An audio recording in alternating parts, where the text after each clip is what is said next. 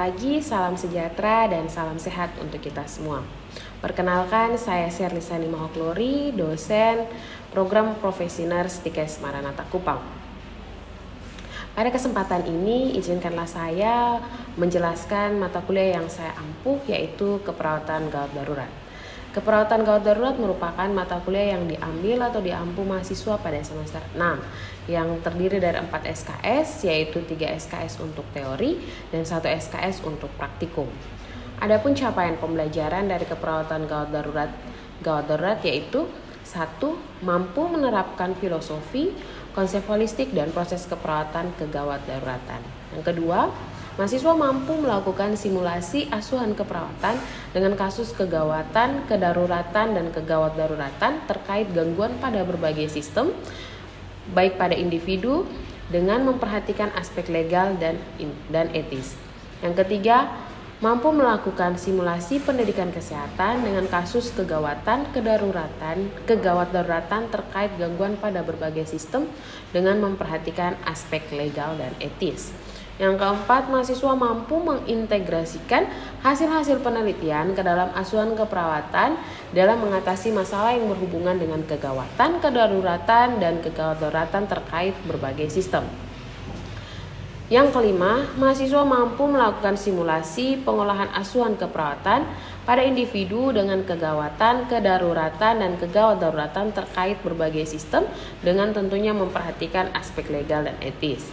Yang keenam, mahasiswa mampu melakukan fungsi advokasi dan komunikasi pada kasus-kasus kegawatan, kedaruratan, dan kegawat daruratan terkait berbagai sistem. Dan yang ketujuh, mahasiswa mampu mendemonstrasikan intervensi keperawatan pada kegawat daruratan sesuai dengan standar yang berlaku dengan berpikir kreatif dan inovatif sehingga menghasilkan pelayanan yang efisien dan efektif. Berikut ini saya akan mendeskripsikan mata kuliah keperawatan gawat darurat. Mata kuliah ini menjelaskan mengenai penerapan asuhan keperawatan pada kasus-kasus kegawatan, kedaruratan, dan kegawat daruratan terkait berbagai sistem seperti sistem pencernaan, sistem pernafasan, sistem kardiovaskuler, sistem persyarafan, dan juga sistem muskuloskeletal yang dilakukan secara komprehensif. Berikut ini materi-materi pembelajaran yang saya berikan pada mahasiswa selama 1 semester itu. Di antaranya adalah 1. Konsep keperawatan gawat darurat, peran dan fungsi perawat gawat darurat, dan proses keperawatan pada area keperawatan gawat darurat. Yang kedua, pengkajian primer dan sekunder. Yang ketiga itu triase. Keempat, pengolahan asuhan keperawatan pada kasus angina, akut miokard infarkt dan kardiak arrest. Yang kelima, pengolahan asuhan keperawatan pada kasus trauma kepala dan luka bakar. Yang keenam, simulasi pendidikan kesehatan untuk kasus-kasus kegawat daruratan seperti akut miokard infarkt, stroke, diabetes, dan pencegahan injuri pada kecelakaan lalu lintas. Yang ketujuh, saya ajarkan juga bagaimana update penelitian terkait tata laksana asuhan keperawatan gawat darurat. Yang kedelapan, manajemen dan intervensi dari kasus kegawat daruratan pada berbagai sistem. Yang kesepuluh, bagaimana peran perawat gawat darurat. Yang kesebelas, intervensi primary survei dan juga secondary survei. Yang berikut, intervensi pembebasan jalan nafas yang dilakukan di lab skill. Yang berikut, intervensi pembedaian, dan yang terakhir adalah intervensi basic cardiac life support. Untuk sistem pembelajaran di STIKes Maranatha Kupang, kami melakukannya secara hybrid, jadi bisa dilakukan secara luring maupun dilakukan di kelas ataupun juga dilakukan dengan metode online lainnya seperti menggunakan aplikasi Zoom, aplikasi Google Meet, dan juga WhatsApp video call. Untuk metode pembelajaran sendiri, saya menerapkan 3 metode, yaitu metode ceramah, diskusi kelompok, demonstrasi atau tutorial tentang asuhan keperawatan saat praktikum. Untuk metode ceramah, saya terapkan agar mahasiswa dapat memperoleh pemahaman yang baik tentang teori dan konsep asuhan keperawatan darurat sendiri sebelum dilanjutkan pembahasan kasus dan praktikum keterampilan perawatan pasien gawat darurat. Dan untuk meningkatkan skill mahasiswa, saya juga menerapkan metode demonstrasi dan juga tutorial untuk setiap standar operasional prosedur dari penanganan pasien gawat darurat pada berbagai sistem, yang tentunya diawali dengan tahap pengkajian, yaitu primary dan secondary survei sampai pada tahap penanganan tata laksana emergensi. Sehingga mahasiswa dapat mengaitkan antara teori dan juga praktek saat penanganan pada pasien gawat darurat. Sedangkan untuk metode diskusi kelompok, saya berikan contoh kasus-kasus maya yang berkaitan dengan pasien-pasien emergensi, tentunya di berbagai sistem, untuk dikerjakan mahasiswa di kelas dan kemudian dipresentasikan. Setelah itu dibahas bersama dengan tujuan agar mahasiswa mampu mengutarakan hasil analisis dan pemikirannya dalam menyelesaikan kasus-kasus pada pasien emergensi. Tentunya ini sangat baik dalam mengembangkan pola pikir mahasiswa secara kritis, kreatif, dan tentunya inovatif. Dan untuk mempermudah saya dalam penyampaian materi, tentunya saya menyiapkan bahan ajar. Bahan ajar ini berupa PowerPoint dan juga buku standar operasional prosedur manakala kami melakukan praktikum di laboratorium. SOP ini terdiri dari tata laksana pada pasien gawat darurat.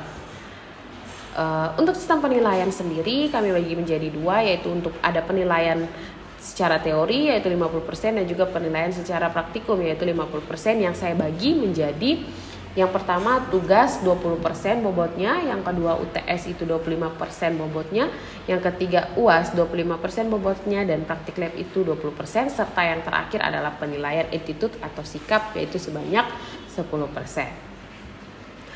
Indikator penilaian ini saya dasari dari kebenaran dalam mengerjakan tugas kelompok maupun tugas individu, serta ketepatan mahasiswa dalam menganalisis kasus-kasus yang diberikan, serta kemampuan dalam mendemonstrasikan atau meroleplay tata laksana penanganan pada pasien emergensi yang sudah diajarkan sebelumnya.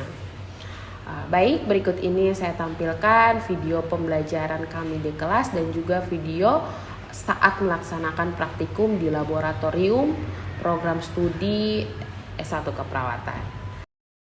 Adik-adik, selamat siang Ibu. Baik, hari ini kita lanjut pertemuan kita yang ketiga tentang keperawatan gawat darurat. Hari ini kita akan belajar topik manajemen airway and breathing. Adapun capaian pembelajaran kita pada siang hari ini adalah adik-adik itu mampu untuk menjelaskan apa itu manajemen airway dan breathing, dan juga adik-adik harus mampu untuk melakukan demonstrasi dari manajemen airway dan breathing. Kira-kira di kelas ini ada yang tahu apa itu manajemen airway breathing, atau mungkin ada yang tahu definisi dari airway dan breathing? Ada yang tahu?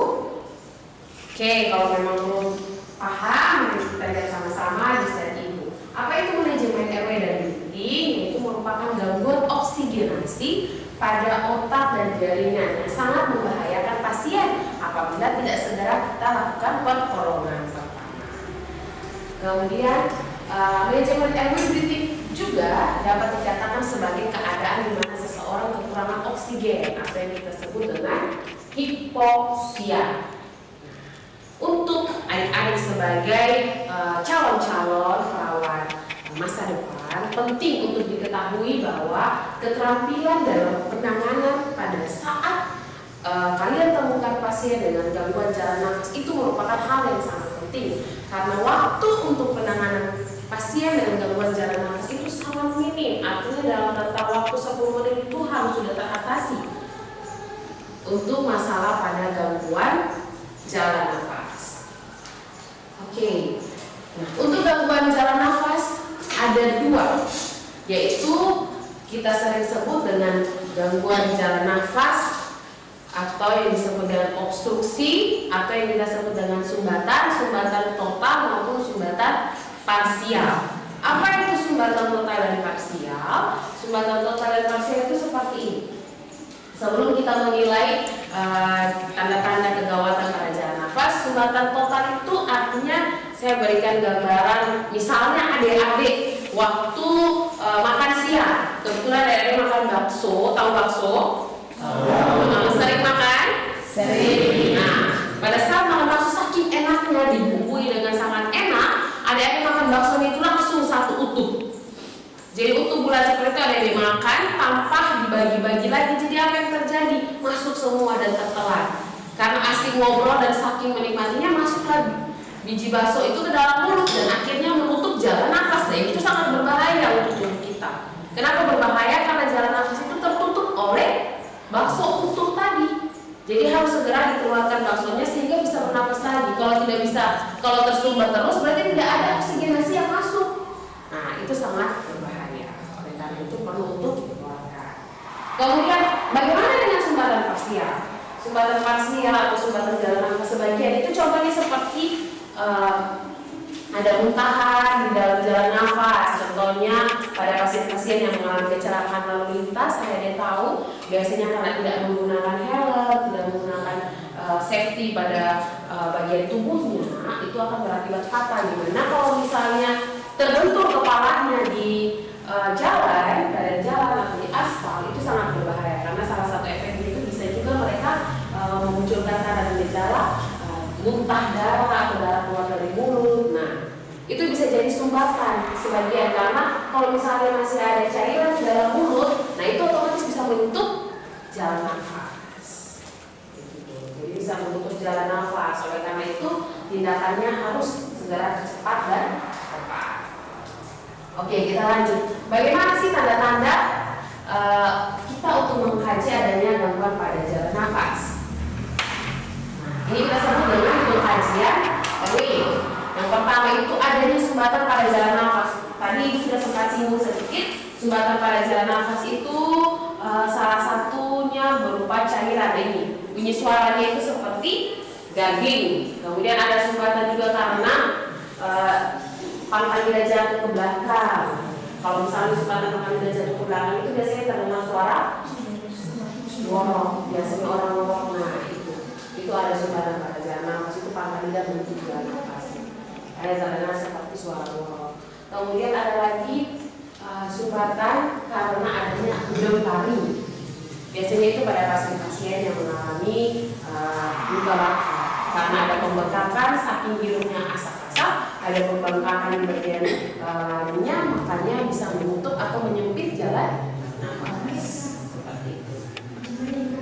Kemudian bagaimana cara mengkaji lanjutannya? Yaitu kita juga bisa lihat dengan cara melihat gerakan dinding dada. Apakah ada pergerakan dinding dada atau tidak? Apakah ada penggunaan otot-otot bantu nafas ada atau tidak? Kemudian apakah ada tanda-tanda sianosis atau tidak? Itu kamu perlu lihat. Itu harus diinspeksi. Kemudian yang berikut itu perlu kita dengarkan adanya hembusan nafas atau tidak. Kalau misalnya normalnya kita bernafas ya pasti terasa ya ada hembusan. Nah kalau misalnya orang dengan gangguan jalan nafas atau ada sumbatan pada jalan nafas itu mereka kesulitan untuk bernafas. Yang pertama ada yang namanya teknik Hertel dan Chin-Lift. Kapan kita menggunakan Hertel dan Chin-Lift? Kita menggunakan Hertel dan Chin-Lift pada pasien non trauma.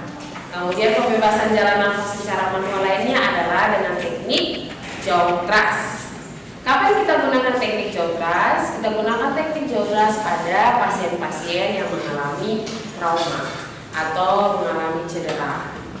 Jadi tidak semua teknik pembebasan jalan nafas itu bisa digunakan untuk pasien-pasien trauma ya. Ingat, pasien trauma kita gunakan jaw thrust dan pasien non trauma kita gunakan Hertel dan Chin-Lift. Nah, kedua teknik ini merupakan teknik pembebasan jalan nafas secara manual. Artinya kita tidak butuh alat. Kita dengan menggunakan kedua tangan kita sudah bisa membantu pasien untuk membuka jalan nafas. Nah, ini Ibu ada beberapa gambar bagaimana teknik membuka jalan nafas. Sekilas seperti ini. Silakan adik-adik berimajinasi bagaimana tekniknya. Nanti kita akan apply dalam lab skill hari ini dengan Ibu di jam selanjutnya, ya. Nah, ini alat bantu pembebasan jalan nafas yang biasanya digunakan untuk membebaskan jalan nafas pasien. Namanya adalah oropharyngeal airway. Oropharyngeal airway biasanya digunakan untuk membebaskan jalan nafas pasien. Nah, ini seperti ini penampilan penggunaan orofaringeal airway. Jadi prosesnya adalah memasukkan, sebelum memasukkan kalian harus mengukur terlebih dahulu sesuai dengan tubuh pasien, anatomi pasien. Jangan sampai alatnya terlalu lebar, terlalu panjang, jadi disesuaikan dengan tubuh pasien. Nah, ini nanti kita sama-sama belajar alat dan pengenalan alat serta bagaimana cara pemasangannya di dalam lab skill keperawatan komputer. Oke, selanjutnya ini nasopharyngeal airway. Dia cara pemasangannya melalui hidung, yang tadi melalui mulut dan ini melalui hidung. Nanti bagaimana tekniknya kita belajar di lab. Nah, ini juga salah satu alat yang digunakan untuk pembebasan udara nafas, namanya endotracheal tube atau yang kita singkat dengan ETT. Oke, ini proses pemasangannya sangat panjang. Nanti kita pelajari sama-sama di dalam kursus. Nah, kalau misalnya untuk breathing, kalau di emergency itu kita kenal dengan airway breathing circulation. Kalau airway itu berarti bahasa yang kita gunakan untuk pembebasan udara nafas. Sedangkan breathing itu biasanya kita gunakan untuk mengukur pola nafas. Nah, kalau untuk breathing di sini artinya bahwa ventilasi yang baik, maka pasien tersebut akan mendapatkan cukup oksigenasi. Artinya kalau misalnya jalan nafasnya sudah kita bebaskan, berarti kita perhatikan dengan pola nafas. Benar tidak irama nafasnya sudah dalam rentang normal atau tidak? Rentang normal RR manusia itu berapa? 16 sampai 24 kali. Oke, 16 sampai 24 kali per menit ya. Bisa juga 20 kali per menit tergantung frekuensi mana yang kita pakai. Kemudian untuk adanya gangguan bernafas, ini kita sudah masuk ke tahapan yang kedua, yaitu breathing ya. Untuk gangguan pada pola nafas itu biasanya kita perlu kaji yang namanya frekuensi pernapasan. Apakah dia nafas cepat ataukah dia nafas lambat, yang kita sebut dengan taktik no dan no. Kemudian adakah kesulitan dalam bernafas atau tidak? Nah, itu perlu kita kaji. Kemudian adakah pasien tersebut tampak sianosis atau tidak? Itu perlu kita kaji juga. Kemudian pasien tersebut terlihat mengalami penurunan kesadaran atau tidak? Nah, dia harus lihat. Kemudian bagaimana saturasi O2-nya? Ayah tahu tidak bagaimana cara mengecek saturasi oksigen? Dengan cara apa nama alatnya? Ya, itu SpO2, alatnya oksigen. Nah, itu kalian tekniknya adalah memasukkan salah satu dari pasien ke dalam alat tersebut untuk mengukur tingkat saturasi oksigen. Oke, dan yang terakhir tadi adalah RR atau frekuensi nafas. Nah, ini hasil contoh hasil kajiannya seperti ini. Kalau misalnya pasien tidak segera bernafas, maka lakukan manajemen airway breathing. Jadi yang pertama adalah buka jalan nafas, kemudian bantuan oksigen. Boleh kalian juga berikan oksigen tergantung dengan jenis masalah apa yang dialami pasien. Kalau misalnya dia datang dengan masih ada nafas cuma sesak nafas, ya dikasih oksigenasi dalam bentuk masker, oksigen, tabung oksigen yang ada di rumah sakit. Masalah kamu. Tapi kalau misalnya ada sumbangan kayak tadi, tidak bisa langsung diatasi dengan hanya memberikan oksigen ya. Kita perlu untuk membuka jalan nafas dia, kita berikan konsentrasi yang lebih tinggi. Kalau memang kondisi sudah stabil, baru kita bisa turun ke dalam oksigenasi yang tingkat rendah. Jadi kalau misalnya gangguan pada jalan nafas, berarti pemberian oksigenasinya harus 100% dulu sampai kondisinya stabil. Nah, ini yang tadi saya jelaskan, pemberian oksigen untuk kesulitan bernafas.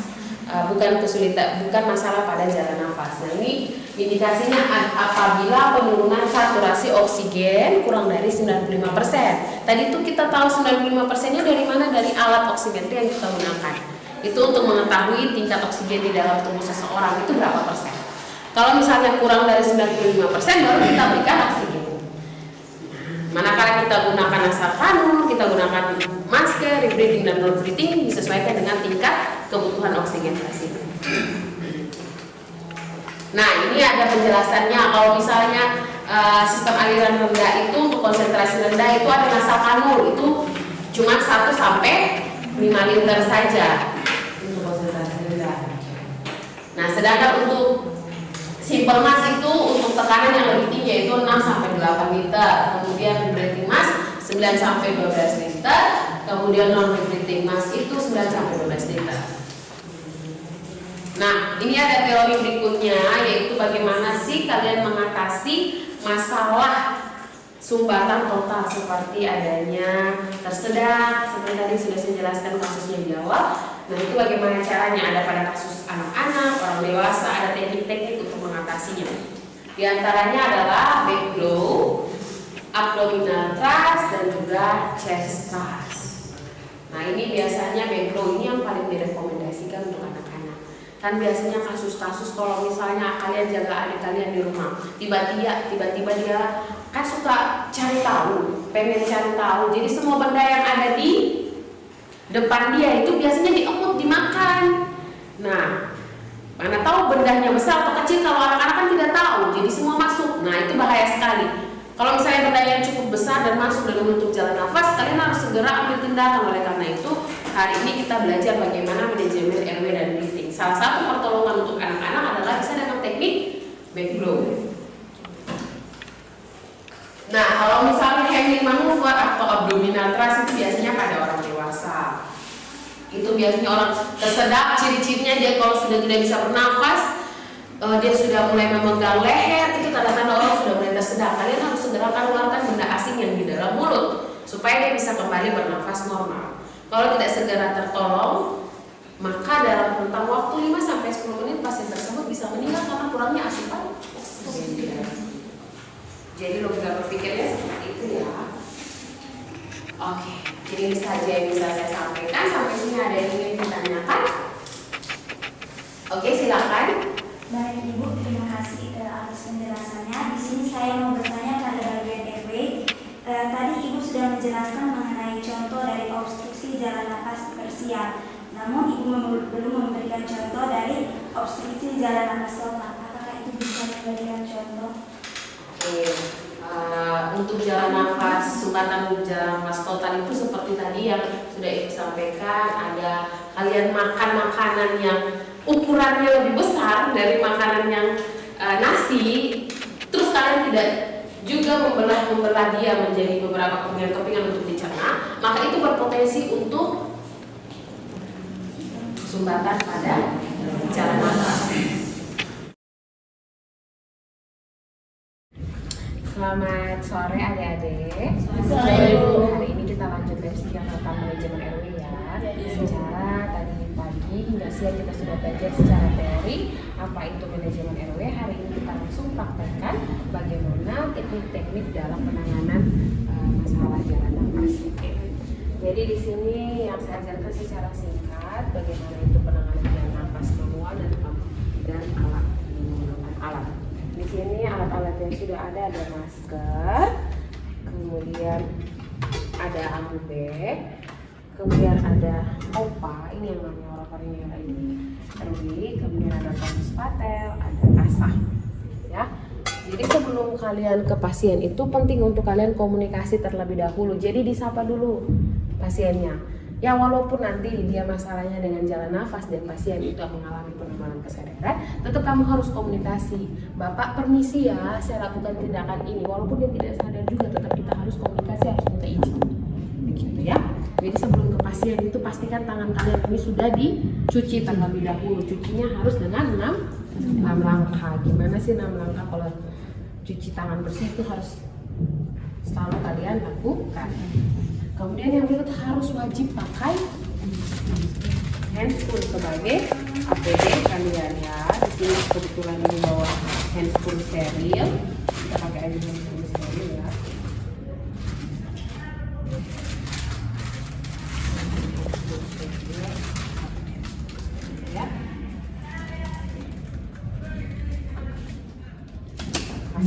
Jadi yang mau Ibu ajarkan teknik hari ini adalah pembebasan jalan nafas tanpa alat terlebih dahulu, tanpa alat ya. Jadi kita tahu kalau untuk pasien non trauma kita gunakan teknik head tilt dan chin lift. Oke, teknik head tilt dan chin lift itu seperti ini.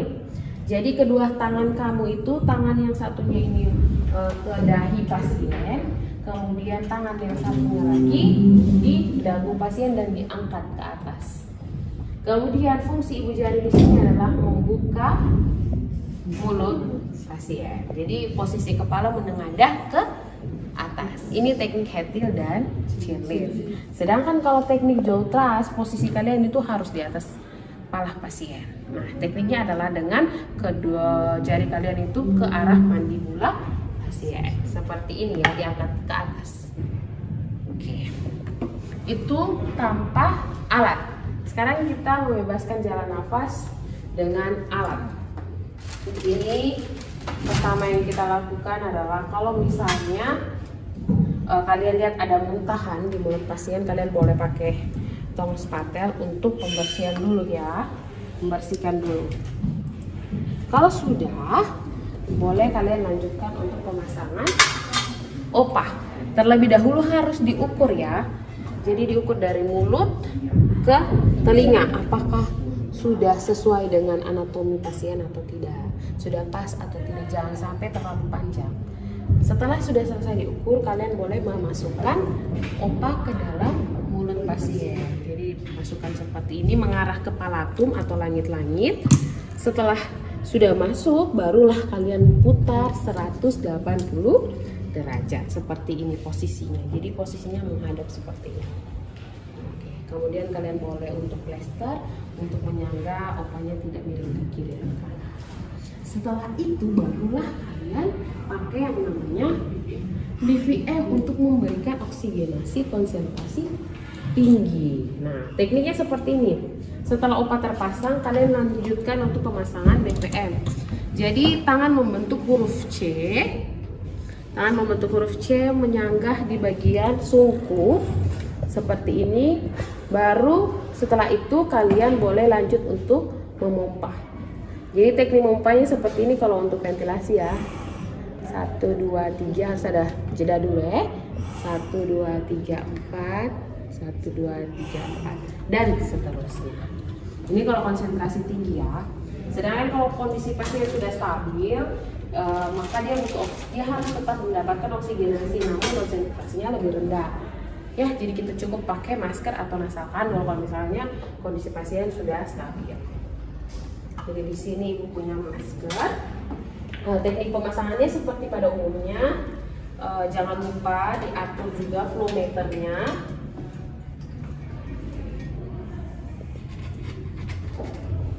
Pasangkan seperti ini. Kemudian maskernya boleh dipasangkan ke bagian hidung dan mulut pasien seperti ini. Ya. Oke, silahkan ada yang mungkin mau mencontohkan dulu teknik pemasangan masker. Silakan, Reni mungkin mau dicoba dulu.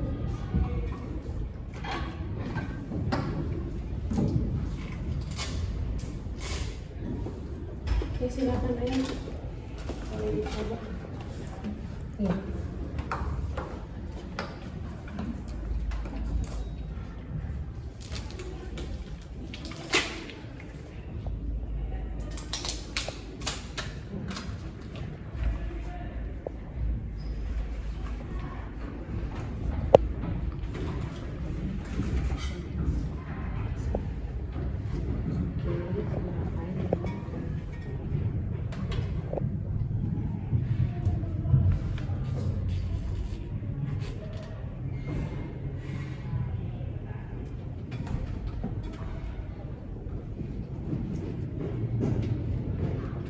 Isi dulu.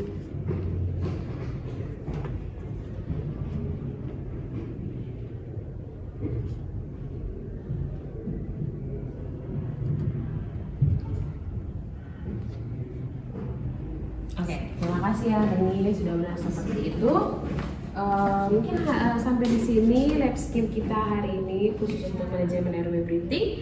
Semoga kalian mampu untuk melakukan demonstrasinya ya. Oke, terima kasih. Selamat sore. Assalamualaikum. Demikian deskripsi singkat dari saya. Semoga dapat memberikan gambaran khususnya pada bidang pendidikan dan pengajaran mata kuliah keperawatan gawat darurat. Saya Sherlisani Mahoklori, pamit undur diri. Terima kasih atas perhatiannya. Salam sejahtera dan salam sehat untuk kita semua.